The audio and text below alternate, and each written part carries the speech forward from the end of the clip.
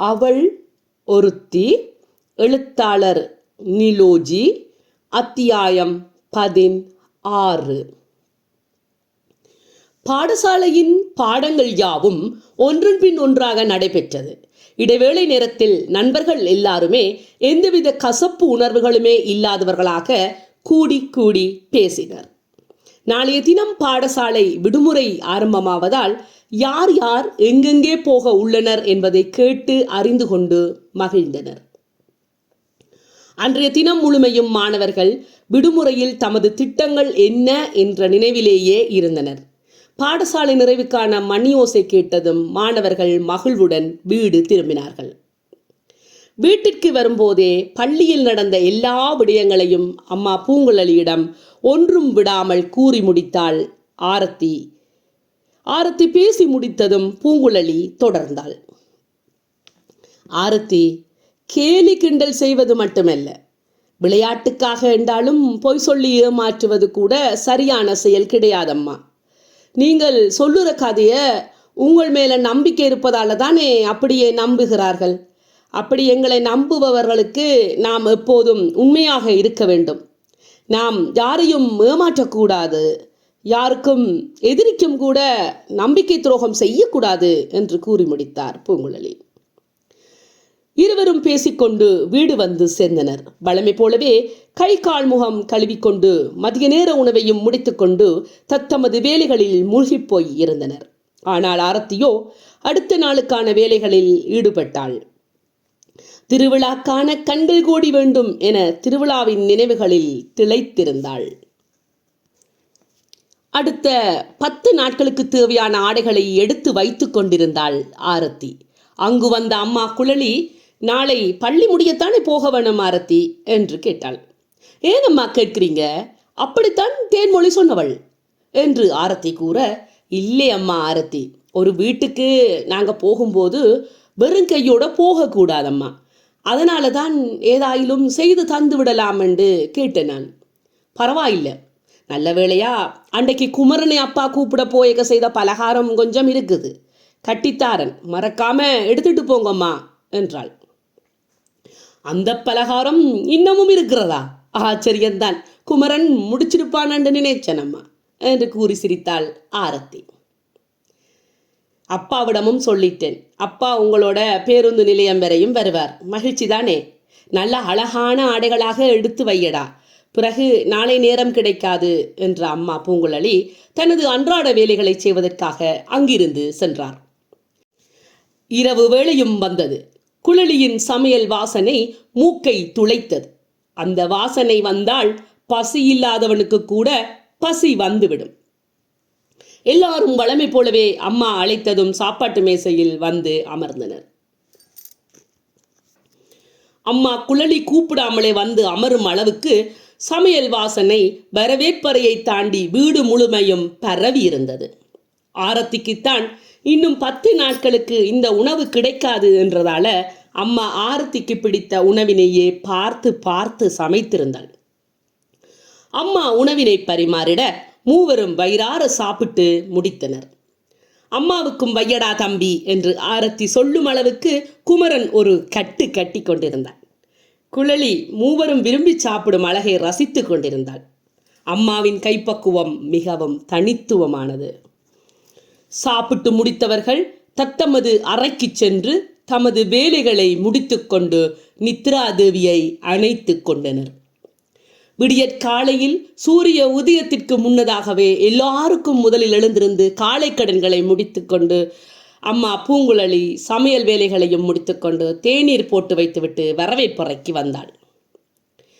அன்பழகன் பத்திரிகை வாசித்துக் கொண்டிருந்தார். அருகே வந்த பூங்குழலி, அத்தான், இரவு நித்திரை கொண்டனீங்களா இல்லையா என்று கேட்டாள். இல்லை அம்மா குழலி, இன்று மதியம் கதை அச்சுக்கு போக வேணும் என்று சொல்லியிருந்தார்கள், அதுதான் எழுதி முடிக்க வேண்டி இருந்தது. எழுதி முடித்து நேரத்தை பார்த்தா விடிய 4 மணி. இனி என்ன, காலை சாப்பாட்டை முடித்து கொண்டு ஒரேடியாக அவர்களுக்கு கதையையும் சரிபார்த்து அனுப்பி வைத்துவிட்டு நித்திரை கொள்ளலாம் என்று இருக்கிறேன் என்றார். அத்தான், இப்படி நித்திரை முழிச்சு கதை எழுதாதேங்கோண்டு எத்தனை தரம் சொன்னாலும் கேட்க மாட்டீங்க அத்தான், உடம்புக்கு கூடாதத்தான். ஓம் அம்மா, விளங்குது. ஆனால் எல்லா வேலையிலும் ஒரு சங்கடம் இருக்கத்தானே செய்யும் என்றார் அன்பழகன்.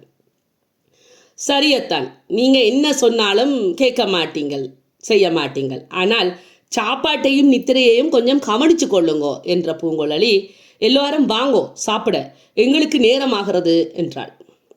ஓம் என்று தலையை அசைத்த அன்பழகன் கையில் இருந்த பத்திரிகையை பக்கத்தில் இருந்த மேசை மேல் வைத்துவிட்டு பூங்குழலியை பின்தொடர்ந்தார்.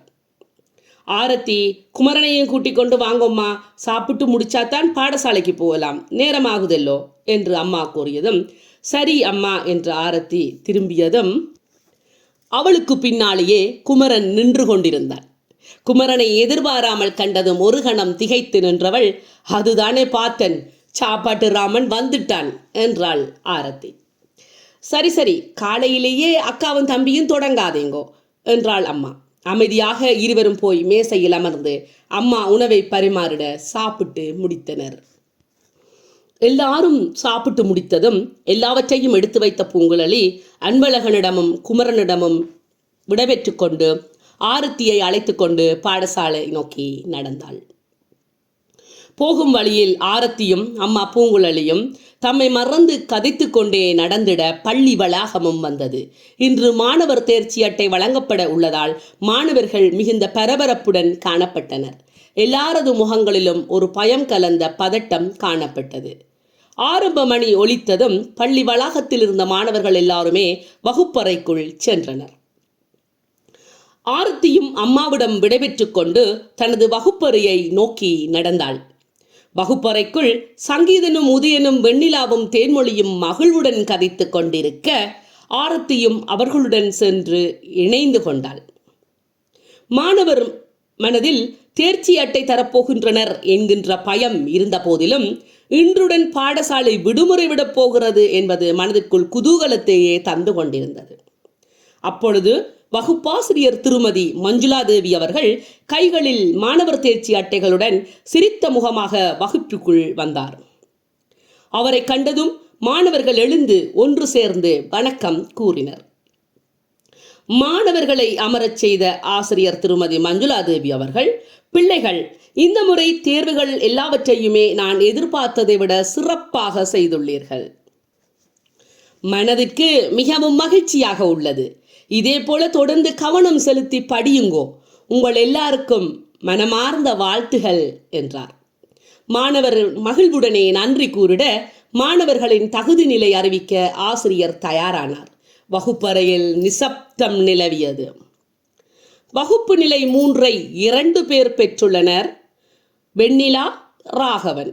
வகுப்பு நிலை 2ஐ சங்கீதனும் வகுப்பு நிலை 1ஐ ஆரத்தியும் பெற்றுக்கொண்டனர் என அறிவித்தார். எல்லாரும் 4 பேரையும் வாழ்த்தியதுடன் கைகளை தட்டியும் உற்சாகப்படுத்தினர். ஆசிரியரும் வாழ்த்தி விடைபெற்று சென்றதும் தேன்மொழி எழுந்து நின்று, நான் இன்று பின்னேரம் 4 மணிக்கு பேருந்துல பாட்டியின் ஊருக்கு போக உள்ளேன். இன்று காலை 11 மணியளவில் கோயிலில் கொடியேறிடும். என்னுடன் சேர்ந்து வர நினைப்பவர்கள் 3:30 முதல் பேருந்து நிலையத்துக்கு வாருங்கள், அங்கே சந்திக்கலாம் என்று அறிவித்தாள். மாணவர்களும் மகிழ்ச்சி ஆரவாரத்துடன் வீடு திரும்ப ஆரம்பித்தனர். தேன், நீங்க பேருந்து நிலையம் போகும்போது எங்கட வீட்டுக்கு வாங்கோவன், நாங்கள் சேர்ந்தே பேருந்து நிலையம் போகலாம் என்றாள் ஆரத்தி. ஓம் வாரன் என்று தேன்மொழி கூறவும் அம்மா பூங்குழலியை வீட்டுக்கு செல்ல அழைக்கவும் சரியாக இருந்தது. ஆரத்தியும் சக மாணவர்கள் அனைவரிடமும் விடைபெற்று கொண்டு அம்மா பூங்குழலியுடன் வீட்டிற்கு சென்றாள். வீட்டுக்கு சென்றதும் மதிய உணவினை முடித்து கொண்டவள், குமரா, நீ உண்மையாகவே எங்களோட வர விரும்பலையா? நல்லா யோசிச்சு சொல்லடா என குமரனை விட்டு போக மனமில்லாதவளாக மீண்டும் ஒரு தடவை குமரனிடம் கேட்டாள். ஆனால் குமரனோ எதற்காகவும் அம்மாவின் சமையலை இன்னொரு தடவை இழக்க விருப்பமில்லாதவனாக, அக்கா, நான் நல்லா யோசிச்சிட்டேன், நான் அம்மாவோட தான் இருப்பேன் என்று கூறிக்கொண்டே அம்மாவின் கழுத்தை கட்டிக்கொண்டு அம்மாவின் கன்னத்தில் முத்தமிட்டான். அதனை பார்த்து கொண்டிருந்த அப்பா அன்பழகனோ சிரிக்க ஆரத்தியின் முகம் சோர்ந்து போனது. ஆரத்தி, இப்ப ஏன் அம்மா அவனை கூப்பிடுறீங்க? அவன்தான் வரையிலேண்டு அன்றைக்கே சொல்லிட்டானே அம்மா. நீங்க உங்களோட தோழர்களுடன் தானே போறீங்க, அவதானமா போயிட்டு வாங்கோ. உங்களுக்கு விருப்பம் இல்லையென்றா நில்லுங்கோ, யாரும் கட்டாயம் போங்கோன்னு சொன்னார்களா என்ன என்று அப்பா கூறிக்கொண்டிருக்க வாயிலில் அழைப்பு மணி ஒலித்தது. குமரன், போய் பாரடா என்றதும் குமரன் ஓடிச் சென்று கதவை திறந்தான். வாயிலில் நின்றது தேன்மொழி. வணக்கம் குமரன் என்றதும் குமரன், நீங்கள் யார், உங்களுக்கு எப்படி என் பெயர் தெரியும் என கேட்டாள். பதிலுக்கு தேன்மொழியோ, நான் தேன்மொழி, இது ஆரத்தியின் வீடு என்றாள். இங்கு கதவை திறந்த இளவரசன் ஆரத்தியின் தம்பி குமரனை தவிர வேறு யாராக இருக்க முடியும் என்று சிரித்தபடியே குமரனை கேட்டுக்கொண்டு வீட்டுக்குள் வந்து அமர்ந்தாள். தேன்மொழியின் வருகைக்காக காத்திருந்த ஆரத்தியும் தனது பயணத்துக்கான கைப்பைகளுடன் வரவேற்பறைக்கு வந்தாள். ஆரத்தியை பார்த்த தேன்மொழி, என்ன ஆரத்தி, வீட்டில் இருந்த எல்லா ஆடைகளையுமே கொண்டு வாரீங்கள் போல இருக்கு, நாங்கள் 10 நாட்கள் மட்டும்தான் பாட்டி வீட்டில் நிற்க போகிறோம் என கிண்டல் செய்து சிரித்தாள். ஆரத்தி, நீ எப்பவும் இப்படித்தான் என செல்லமாக கோபித்துக் கொள்வது போல பாவனை செய்ய முயன்று பலனற்று போக வீட்டில் உள்ள எல்லோருமே தம்மை மறந்து சிரித்தனர். அதே மகிழ்வுடன் ஆரத்தியும் தேன்மொழியும் அம்மா அப்பா தம்பி மூவரிடமும் அன்போடு விடைபெற்று கொண்டு பேருந்து நிலையம் நோக்கி நடந்தனர். போகும் வழியிலேயே திருவிழா பற்றிய விடயங்களை தேன்மொழியிடம் ஆவலுடன் கேட்டுக்கொண்டே நடந்தாள் ஆரத்தி. இருவரும் பேசிக்கொண்டே நடந்திட பேருந்து நிலையமும் வந்தது. பேருந்து நிலையம் மிகவும் பரபரப்பாக காணப்பட்டது. வாயிலிலேயே பெரிய ஆலமரம் ஒன்று காணப்பட்டது. பேருந்துகள் வருவதும் போவதுமாக இருந்தன. பயணிகள் தமது பயணத்துக்கான வண்டியை தேடி ஓடிக்கொண்டிருந்தனர். வாயிலிலே சங்கீதன் இவர்களின் வருகைக்காக உதயனுடன் காத்திருந்தான். ஆரத்தியையும் தேன்மொழியையும் கண்டதும் சங்கீதனும் உதயனும் சைகை செய்து தாம் நிற்பதினை அவர்களுக்கு தெரியப்படுத்தி சந்தித்து கொண்டனர். தேன், இன்னும் யாரெல்லாம் வருவார்கள் என்று கேட்டான் உதயன். தெரியல, ஆனா வருகிற எல்லாரையும் பாட்டி வீட்டுக்கே கூட்டிக் கொண்டு வர சொன்னவா என்றாள் தேன்மொழி. அப்ப சரி, இன்னும் 3/4 மணி நேரம் இருக்கே, நாங்க போய் தேநீர் குடிப்போமா, வாங்கோ என்று சங்கீதன் அழைக்க மூவரும் சங்கீதனை பின்தொடர்ந்தனர். தேநீர் கடையிலே கூட்டத்தில கோயில் புறா யாரை இங்கு தேடுதம்மா என்ற காதல் பாடல் வானொலியில் ஒலித்து கொண்டிருந்தது. அதனை கேட்டு ரசித்து கொண்டே வடைகளும் தேநீரும் எல்லாருக்கும் வாங்கி கொடுத்தான் சங்கீதன். கடையின் முன் அமர்ந்து சாப்பிட வசதியாக மேசைகள் இருக்கைகள் போடப்பட்டிருந்தன. நால்வரும் அமர்ந்து சாப்பிட்டு கொண்டிருக்க இசையாளியும் ராகவனும் வர்ணனும் வெண்ணிலாவும் வந்து இணைந்து கொண்டனர். அவர்களை கண்டதும் முகமலர்வுடன் சங்கீதன் அவர்களுக்கும் வாங்கி கொடுத்தான். எல்லாரும் சாப்பிட்டு விட்டு தேநீர் குடித்து முடிக்கவும் தேவிகாபுரத்துக்கான பேருந்தும் தரிப்பிடத்துக்கு வந்து நிற்கவும் நேரம் சரியாக இருந்தது. பேருந்தை கண்டவுடன் சாளரத்தின் அருகில் அமர்வதற்காக ஓடிப்போய் ஏறி தாம் விரும்பிய ஆசனங்களில் அமர்ந்து கொண்டனர். நன்றி.